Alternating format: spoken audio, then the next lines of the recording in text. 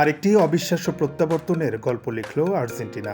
ইংল্যান্ডের হৃদয় ভেঙে টানা দ্বিতীয়বারের মতো বিশ্বকাপের ফাইনালে উঠল বর্তমান বিশ্ব চ্যাম্পিয়নরা। এই ম্যাচ অন্য সাধারণ ম্যাচের মতো ছিল না। একে তো বিশ্বকাপের সেমিফাইনাল, তার উপর আবার প্রতিপক্ষের নাম ইংল্যান্ড। যে দেশের বিরুদ্ধে খেলা শুধুমাত্র ফুটবলে সীমাবদ্ধ থাকে না, তা হয়ে ওঠে যুদ্ধ। আর সেই যুদ্ধ জিতেছে আর্জেন্টিনা। আটলান্টার সেই নাটকীয় রাত 2026 বিশ্বকাপের সেমিফাইনালে আটলান্টার মার্সিডিজ বেঞ্চ স্টেডিয়ামে মুখোমুখি হয়েছিল দুই চিরপ্রতিদ্বন্দ্বী আর্জেন্টিনা ও ইংল্যান্ড।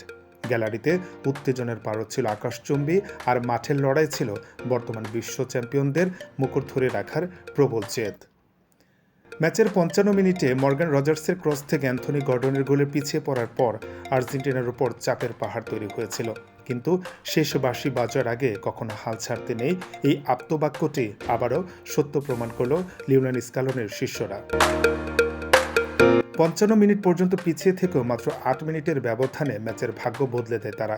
এটি কোনো আকস্মিক ঘটনা ছিল না, বরং এই বিশ্বকাপে রাউন্ড অফ 32, শেষ 16 এবং কোয়ার্টার ফাইনালে শেষ দিকে গোল করাকে অভ্যাসে পরিণত করা আর্জেন্টিনা সেই ঘটনারই পুনরাবৃত্তি ঘটিয়েছে। ইতিহাসের মাত্র তৃতীয় দল হিসেবে টানা দ্বিতীয়বার বিশ্বকাপ জয়ের দোরগোড়ায় দাঁড়িয়ে এখন আর্জেন্টিনা। আগামী রবিবার নিউ জার্সিতে স্পেনের বিপক্ষে মেডলাইফ স্টেডিয়ামে ফাইনালে নামবে স্কালোনির দল। একদিকে আর্জেন্টিনার অভিজ্ঞ ও অদম্য ঘুরে দাঁড়ানোর মানসিকতা, আর অন্যদিকে স্পেনের তারুণ্যদীপ্ত ফুটবল। সব মিলিয়ে একটি মহাকাব্যিক লড়াইয়ের অপেক্ষায় বিশ্ব।